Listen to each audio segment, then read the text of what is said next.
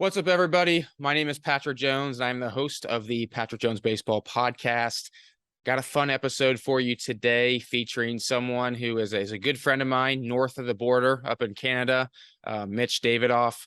Mitch is currently the manager for the Victoria Eagles, which is basically a travel baseball organization, but they're up in Victoria, British Columbia in Canada. And it's cool to be able to dig in and ask questions to Mitch on what it's like helping kids who are playing baseball up in Canada, some of the similarities and differences between there and the United States. Mitch is a hitting coach too, and he's a fantastic hitting coach. He's got a growth mindset, constantly wanting to learn, and that comes out in this episode. I mean, you're gonna be able to really see just how good of a coach he is and kind of how he goes about, working with his players. I've seen him throw batting practice before. It's incredible. He's got a great arm and it's impressive to watch. So he's someone who I enjoy talking to. And, we finally were able to meet up in early August when I was out in Seattle watching some players. So I hope you enjoy this episode. It was a fun one. Mitch is a great guy, and hope you enjoy it. So, ladies and gentlemen, here is my episode with Mitch Davidoff. All right, everybody, welcome in again. We have on the show today Mitch Davidoff. Mitch, appreciate you coming on the show today. Thanks for having me, Pat. So you're up in Canada. You coach baseball. We've been, talking with each other. We met, probably like a month and a half ago through a mutual friend of ours, Craig Shaw. And, I wanted to have you on the podcast because I think, obviously, you do a really good job just from a development standpoint and coaching standpoint. And I think it'd be cool for the listeners too, to just kind of get an understanding of how things go in Canada for baseball at the amateur level. And I think you do I think it's a little bit similar to how it's done in the States, but it's a little bit different too. Based on what you've seen, how travel baseball is in the States, what's the biggest differences that you see from Canada to the United States? Yeah, so in BC, we don't have high school baseball in the sense that you're playing under your high school banner. We have academies. So I've been able to have a director of operations role at the district high school academy here for 9 years now. And under that umbrella, it's really, instead of a PE course, it's baseball. So they actually get credits for taking baseball instead of PE. That's a dream. When I explain it to Americans, it's like, yeah, holy cow, I wish we had the opportunity to do all that stuff. And our boys are a little underappreciative for that sort of stuff. They don't understand that. Like, they think, oh yeah, it'd be cool to have a high school team down there, but obviously, up here, but obviously up here, we don't have those sort of populations to, retain, 2, 3, whatever teams it would take to have even a conference, right? So instead we have, the British Columbia Premier Baseball League, and each city, the main cities in BC have a PBL franchise, and in Victoria we have two. We have the Victoria Mariners and the Victoria Eagles. It's the only city in all BC that has two franchises. So under each franchise umbrella, you have your premier team, which is your 18U, and then you have your 16U team, which is your junior premier, essentially like JV, just like in the States. And then underneath that is like your grade 8s and your grade 9s, your freshmen. So that's your U14, your Bantam Premier players. So just to clarify, so where you're located, there's only two essentially travel organizations, and that's it. Yes. That's crazy to think about, because I'm in Cincinnati, Ohio right now, and there's probably like 250. I mean, it's every time you turn around, there's travel organizations popping up. So it's crazy to think to be in a city where there would literally be two choices. I like it. I wish it was like that. Yeah, no, I mean, it keeps, we're always fighting for, internal competition here, because I think that breeds the best ball players. And Yeah, it's great to have options and stuff, but at some point it becomes, a little diluted, right? You want to breed that competitive ball player, right? With that internal So, competition. so is it, are a lot of kids not able to play baseball at all because there's only two organizations and like, hey, if they're not good enough to play at either of those, then there's really nothing else for them to do. Well, yeah, sorry, I should say that there are a couple grassroots programs that there are like options to go and do a little bit of travel stuff, but it's not in the same capacity as it would be with the PBL, franchise, right? We have a team, it's a midget AAA team in town as well. So like if there's kids that don't make, one of the two premier teams, then they have the option to, trickle down to the midget AAA program. For some, it's like they want to travel, but they may be premier caliber players, but they want to just go play with the Seawolves because, they want to play with their friends, and maybe post-secondary isn't like, what they want to do. So. Do you guys travel a decent amount? Oh yeah. So like every weekend is going to be, at least 4 games. So we're playing, probably some weekends we're all 4 games in the mainland. So Vancouver, at least every weekend, right? Sometimes we have a 4-game homestand on the island where we got teams that come over and play us for our regular schedule. But I mean, that's very far and in between, right? Our midweek games are going to be against the other island teams, the other Victoria team, Nanaimo and Parksville. So those are like the more mid-island squads. How often do you come to the United States to play? We try to get down there as much as possible. I mean, it's hard when you're trying to build this a program that's kind of multifaceted, and it's like kind of the one-stop shop, right? But I mean, with the Canadian dollar and everything, we'll get down there probably twice this year. We go to a GSL college showcase tournament in Centralia in July, and both Victoria teams go to that. And that's like a really good eye opener for a lot of kids that are, aiming to go to that post-secondary program. And especially, for some of them, it's, the first time playing in front of, 40, 50 schools, scouts, whatever it may be. Yeah. How often do you guys have college coaches come up and see you in Canada? Oh, it honestly, I mean, especially during COVID, obviously it's like nothing, but even before that, very far and in between. Like, so yeah, we're lucky if, there's a school that wants to come up and make the trip, but I feel like, the American programs and stuff take advantage of those kids that are good enough to be south of the border. They're the area code kids. They're the kids that get picked up for PNWs and other showcases around, like PBR stuff, those sort of umbrellas.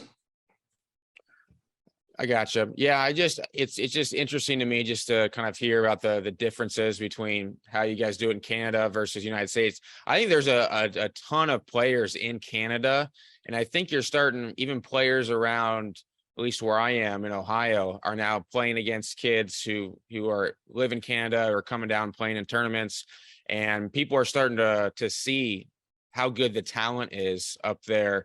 I think it's pretty underrated, to be honest. Like, I don't think I think people overlook it a lot of times, but there's some really good players up there that I think get overlooked just because they're not necessarily in the most convenient location. Oh, I 100% agree. There's a lot of untapped talent up here, and we rarely see a guy sign, as a sophomore, junior, even in high school, right? Whereas in the States, it's like these guys you're looking at, a sophomore online on whatever, on Perfect Game and whatever, he's already committed as a 25 or a 26 grad, right? So it's like, holy cow. And then our guys get so overwhelmed, like, well, are we this far behind in the race?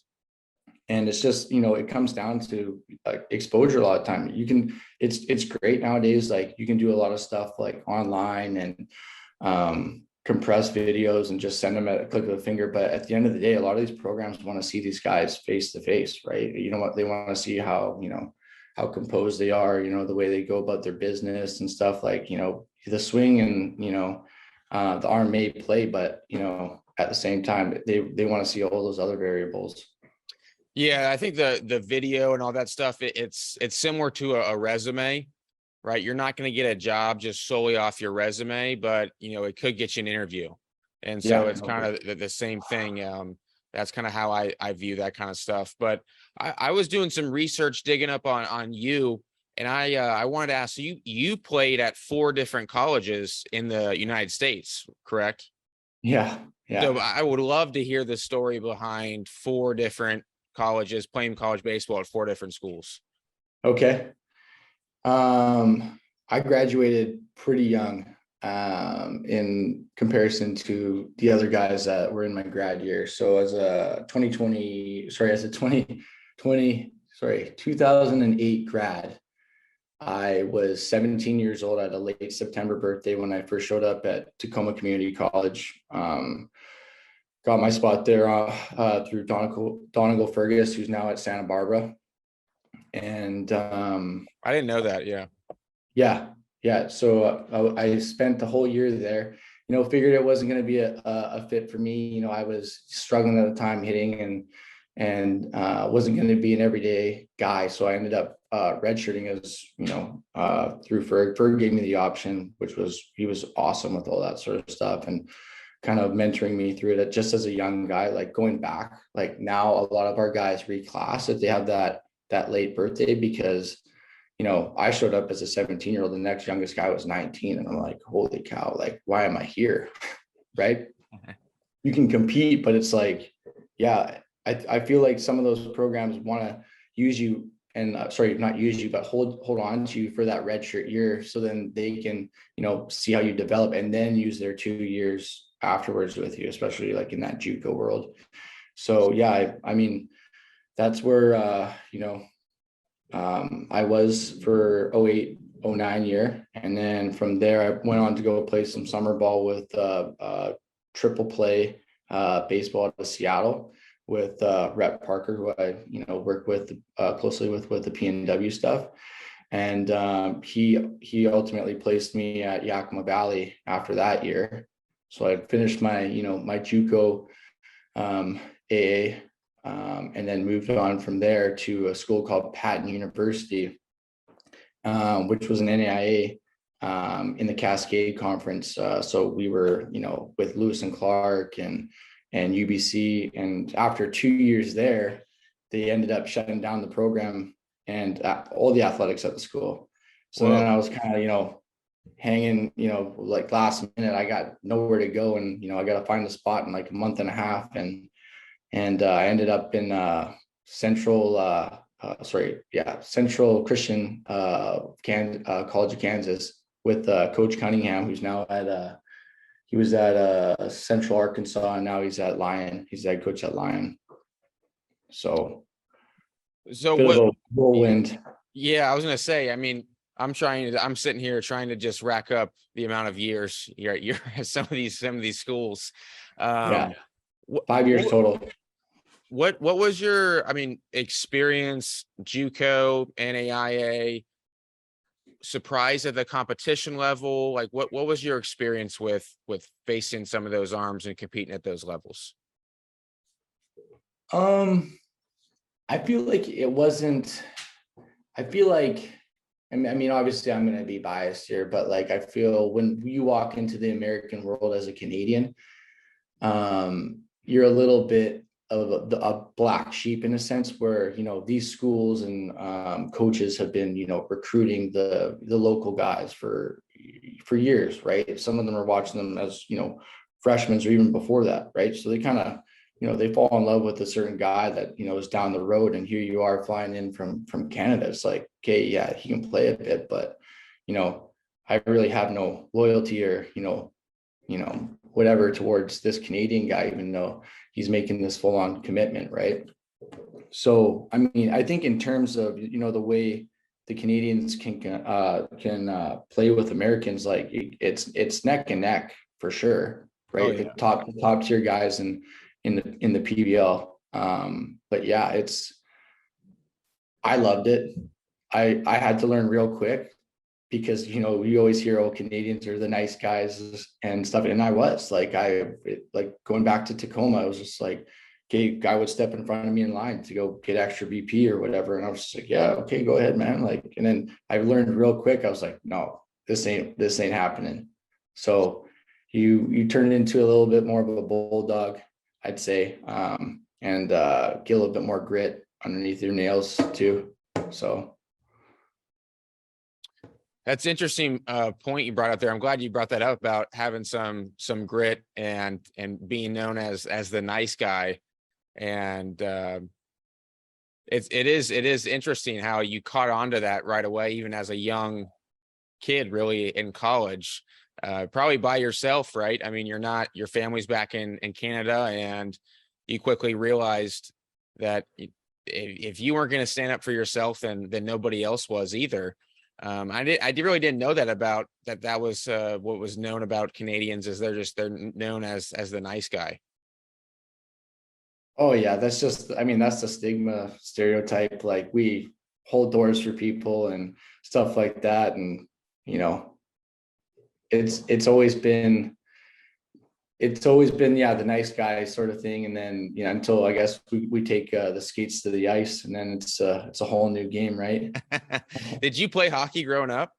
Just a little bit. I had to make the decision probably around 13 that, you know, baseball was kind of more just, I grew up with 5 other siblings. So, you know, I mean, I'm not going to say my family was in a bad position, because we weren't financially for sure, but obviously having 6 kids to look after, you know, everything starts racking up real quick. And baseball was just a better sport in my parents' minds. And, you know, I always thought I was going to be a hockey guy, go play for the Colorado Avalanche at the time. And, you know, and obviously, you know, I ended up being a summer sport athlete, spring sport athlete, which ended up, as you go up the chain, it just becomes a 12-month thing. So, yeah. What is the timeline like for players at the high school level in Canada? Because in the United States, I mean, there's fall ball and there's winter stuff.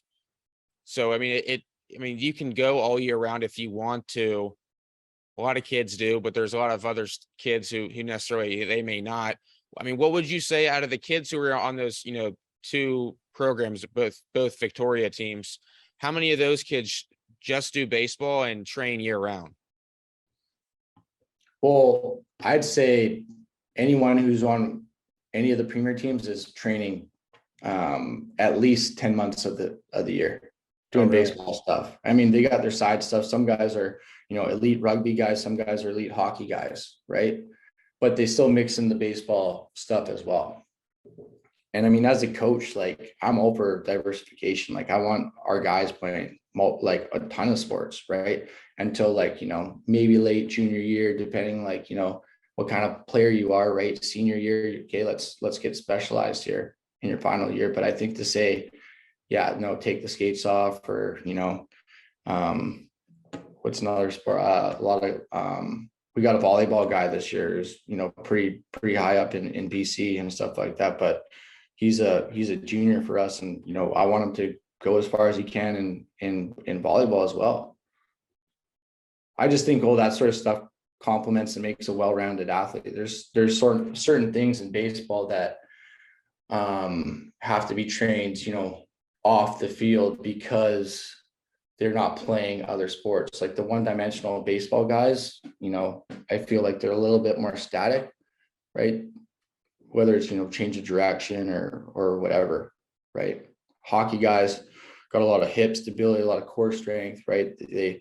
Their bats are a lot stronger, got good hands, talked about grit, right? So I've always wondered about well, anytime I talk to anybody from Canada, you haven't done this, but you know, the 2 people that they will always say, like, you ever heard of Steve Nash, and you ever heard of Joey Votto? And I was like, yep, I've heard of both of those guys before. And yeah, it's funny because you watch Joey Votto run, and he runs like he's skating in Yeah. hockey. And so I always wondered if that was part of the reason he ran that way, just from ice skating as a kid. And this is a off the cuff question. Do you find kids who don't know how to run because of playing hockey? There are a few.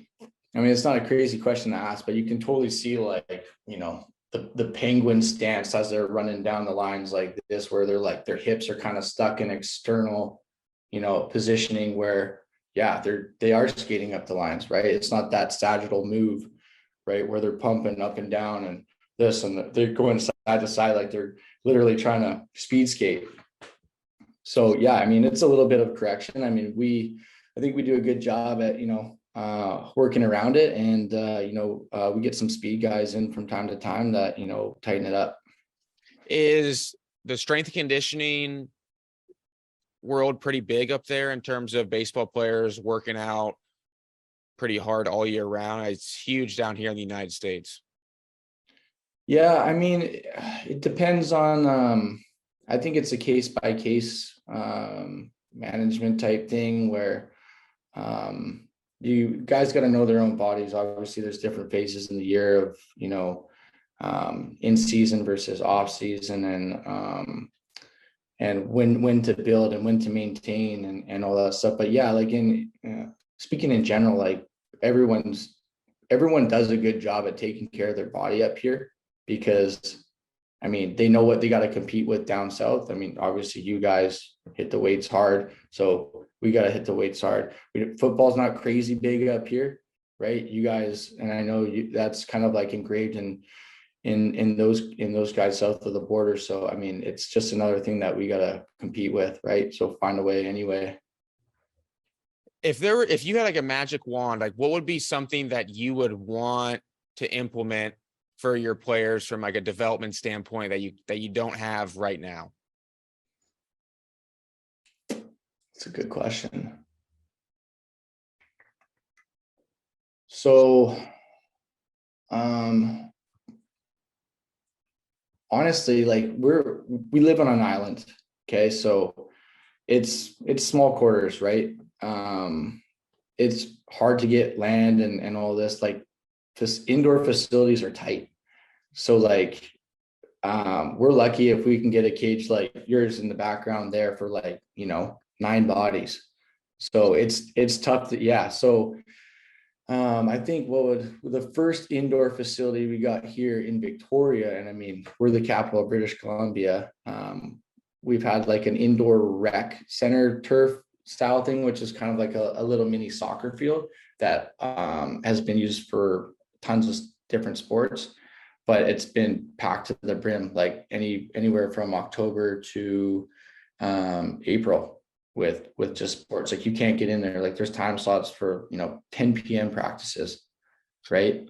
So until 2020, I want to say 2019, 2020, we got another little batting cage that had about 3 tunnels called batter's box out here, and then the football club out in Victoria here that plays in the Canadian Football League, they opened up an indoor facility as well, which is massive. It's just like just comes down to temperature, because it's still, I mean, there's no heat pumps and stuff like that, so it's still cold in there. It's just you're just staying dry, right? So I mean, to answer your question, it's like, yeah, we're just short on facilities in general. I don't think we're short on knowledge of the game or development. We got tons of S&C guys. We got tons of physios that are back from playing high level ball, that understand the game, the throwing motions, that can rehab guys, do injury prevention. We got guys up here that understand the analytics of it all, of swinging and throwing the Rapsodo stuff, the blast motion, the TrackMans, and all that sort of stuff. But yeah, I'd say the indoor space is tight, and I mean, we're lucky to get indoor space twice a week through the fall and winter. But yeah, and then other than that, it's just like playing in front of the schools. Where do you work with a lot of your players at? we'll go into the indoor batting cages, like I said, at Batters Box, Canada. So we'll take groups. We got 3 tunnels for, up to 9 or 10 guys, and it works. It's tight, but it works. So, and is that the team you coach, or do you work with players privately too? That would be like a private session type thing where there's about, 8, 9, 10 max players, right?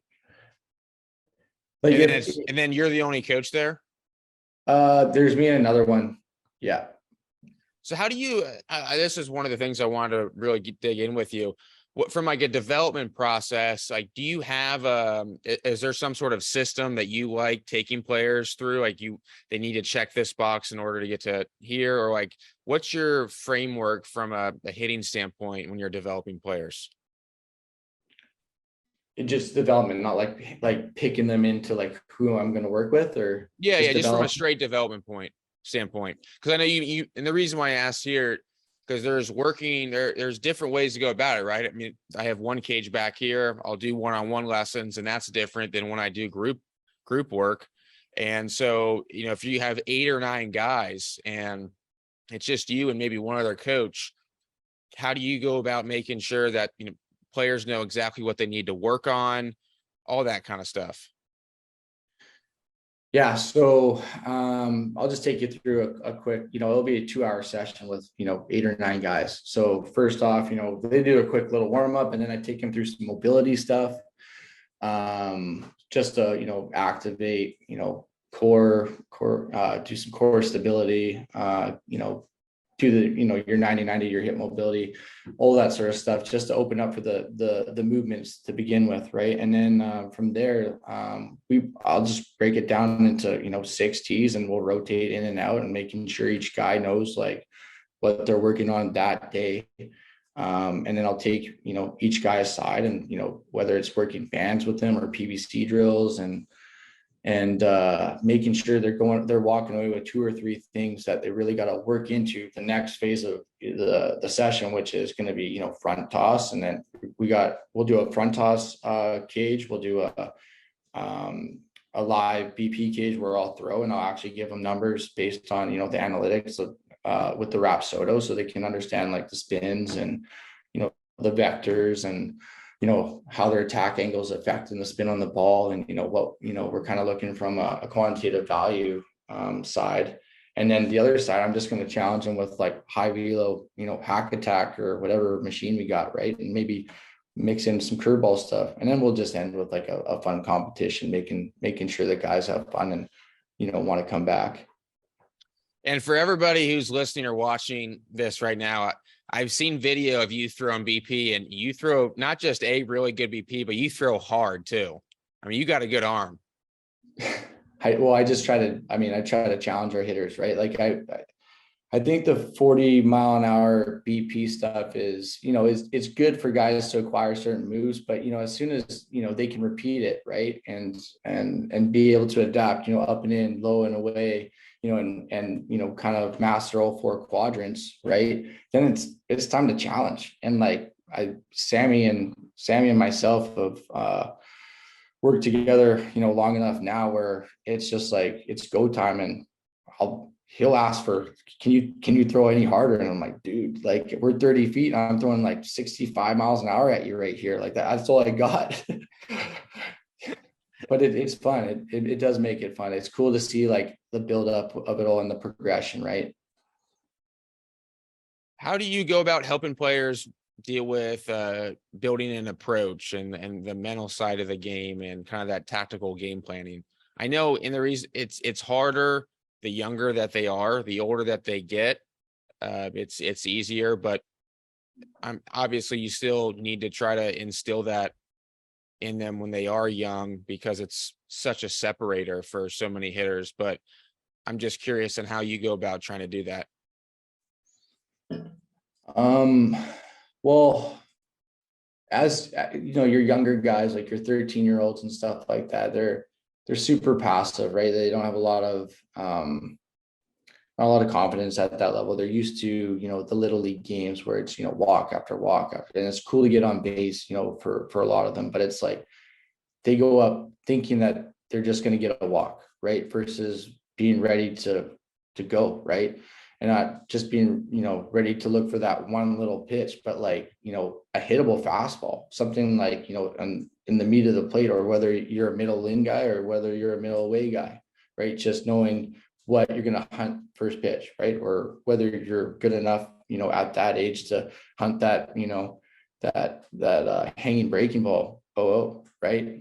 So in terms of our, our 18-year-old guys, I think we're getting better at it. Just, understanding the zone, and, you have the variables of the umpires, right? And in our league, they do the best they can. And it's basically a league that's going to be a ball to a ball and a half on or off the dish. So a lot of guys with great, vision and stuff, they can struggle because they're like, that's not a strike. But I'm like, hey man, like, you put yourself in that position deep in account when you could have went, and hacked at that, 1-0 fastball that was like, media away, maybe not perfect for you, but like you that might have been the best pitch you get all at bat, right? So then, they're fighting for their life, with 2 strikes, and then they leave it in the ump's hands. And, I just want to make sure that these guys are controlling their own at bats. I think that's great advice right there of a lot of times when guys get to 2 strikes, or maybe they strike out looking on a pitch that's maybe a ball or 2 off, most of the time that they really struck out earlier in that at bat by letting, as you said, that 1-0 fastball go by, or 2-0 fastball, 2-1, whatever it is. And that put them in that position where, like you said, they leave it up to the umpire, or, the umpire gives them a ball off, and, and they could have avoided that if they were just ready to roll from the get-go in that at bat. So I think that's 100% true. And it's something that I see down here a lot. And I liked what you said earlier about even the younger kids at 13 years old, 14 years old, how they're a little bit more passive. I noticed the exact same thing here, and getting them to be aggressive and kind of have developed that killer instinct a little bit more. I think that's why so many players at times are get jammed down here, is, when you have that passive mindset, the pitcher, the ball coming in doesn't have feelings. So if you're not ready to hit, like, it's still coming in at the same speed. So I liked how you worded that. Yeah, just to add, and to add on to that, like, just getting my guys in the mental state to understand like where their body works best, like effort wise.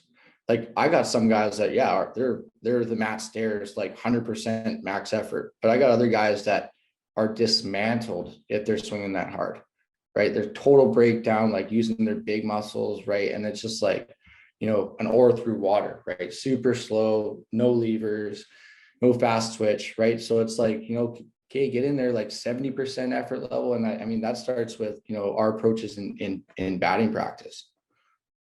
I love the Matt Stairs reference there. I assume, is he from Canada?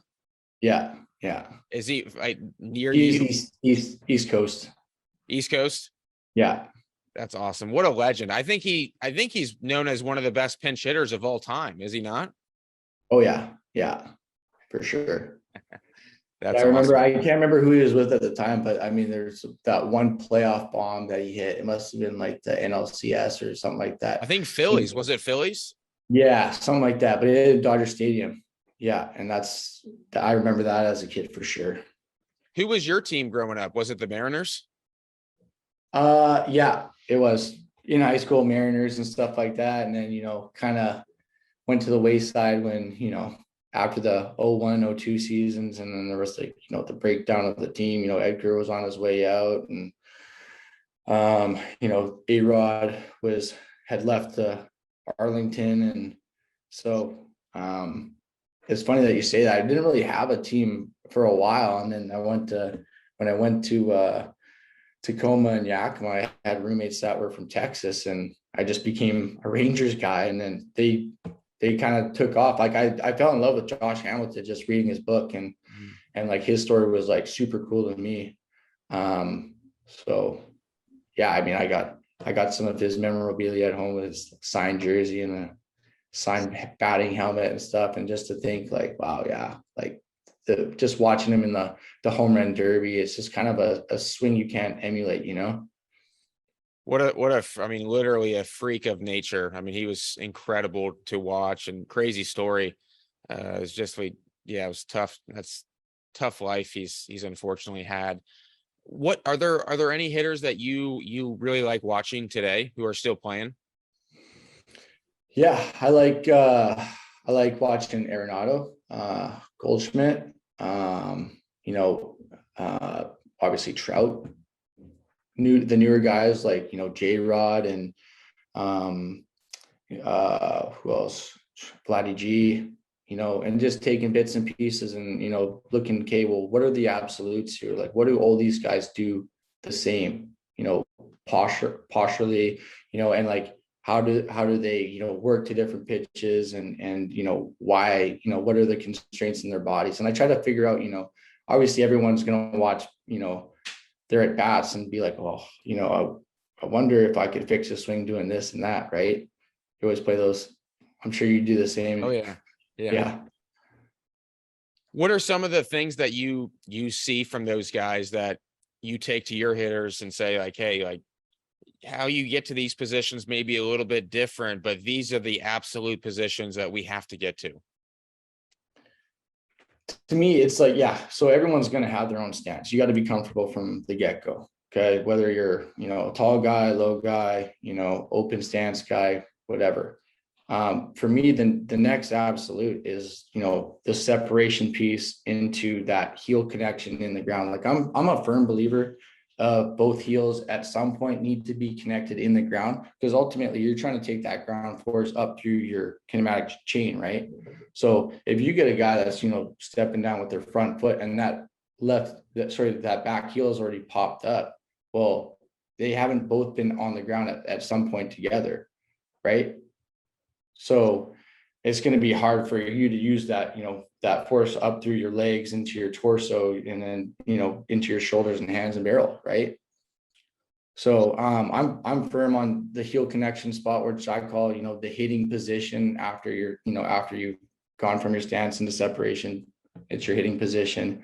And to me, that's just going to look like your lower legs are, like when I explain it to my younger guys, if I'm working with a 13, 14-year-old, it's like, okay, your lower half needs to be a triangle, your upper half, like your torso is a square, and then your head's a circle. Like if those shapes don't balance on the tip of that triangle, you're not in a solid position, or you don't have a solid foundation to be repeatable time after time. That's good stuff, man. I love the triangle, square, circle. I think that's Yeah, awesome. I think nowadays, like the visuals, Oh, kids are on their iPads, you know, phones, TVs, video games, whatever. Every kid nowadays is hands-on visual learners. Like you can't be auditory. I mean, you still teach that way too, but at the same time, there's going to be like, I feel like 5% of your students are going to be auditory guys or girls.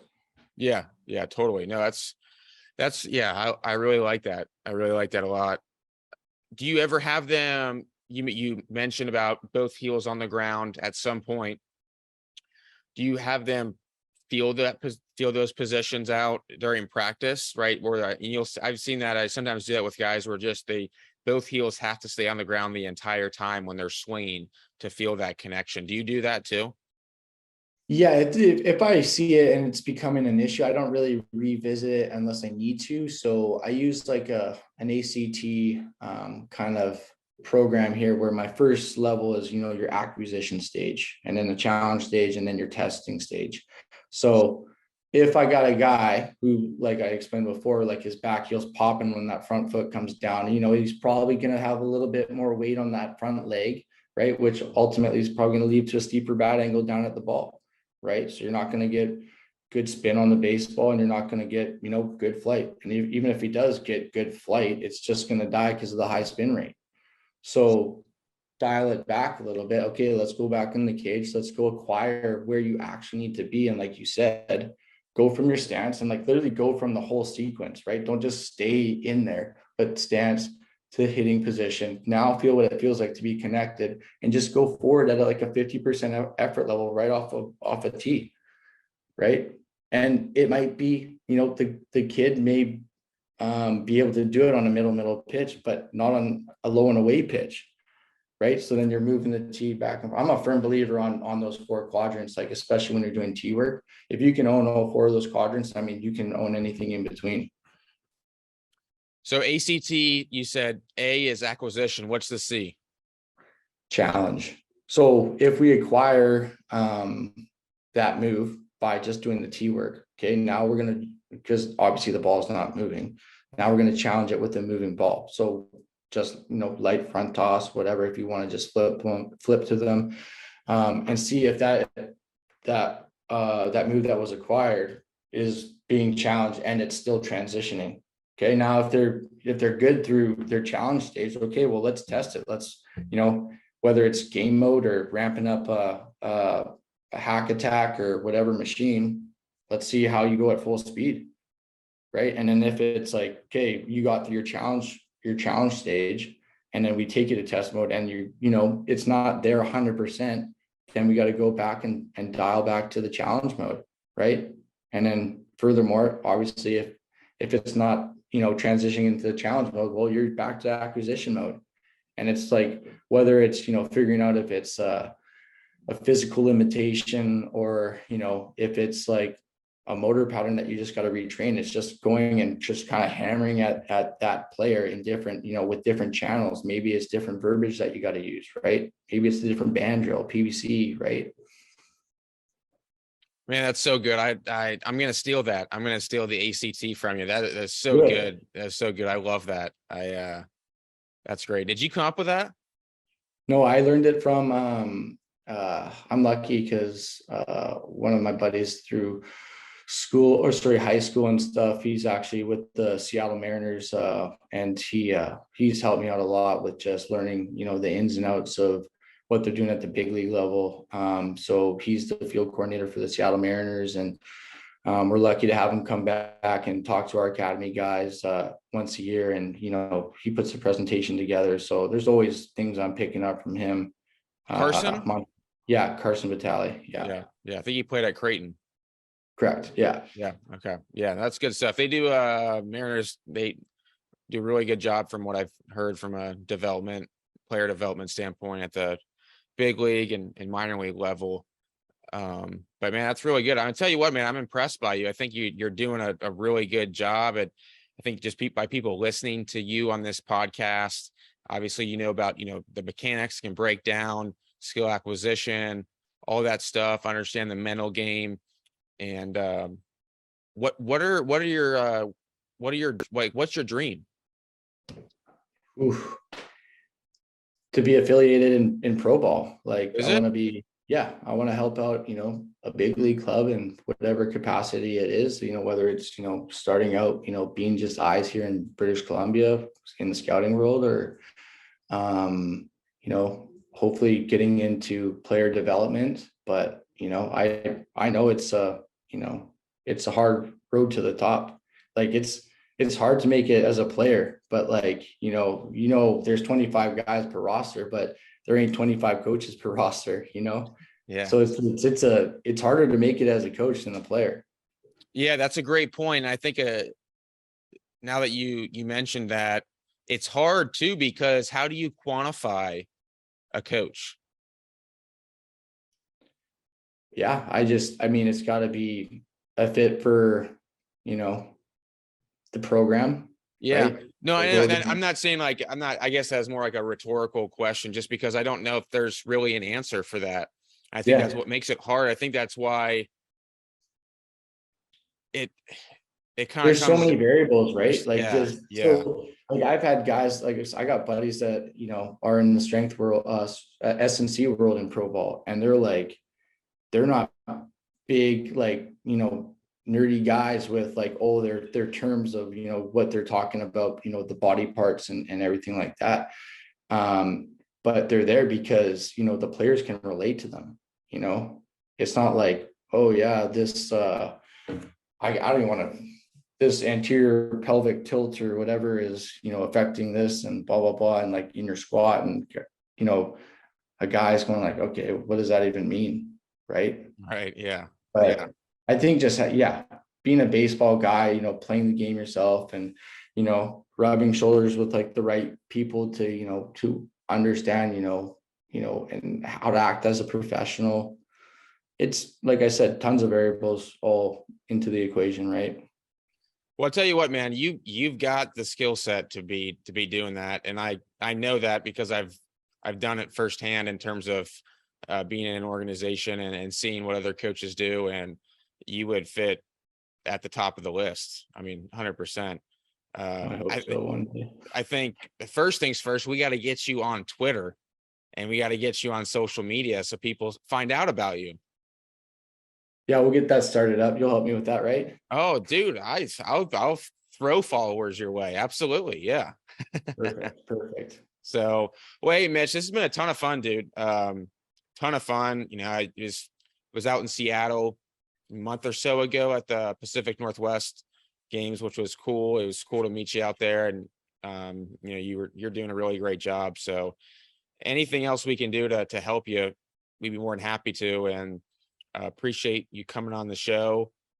It's been a ton of fun, and man, look forward to watching some of the cool stuff you do, and look forward to watching you in the big leagues someday. Don't forget about me when you're in the big leagues. Oh yeah. Okay. Likewise. Okay. Well, I appreciate you having me on the show, man. I'd love to do it again. A lot of fun, and we'll be in touch lots. So I look forward to building upon this relationship. For sure.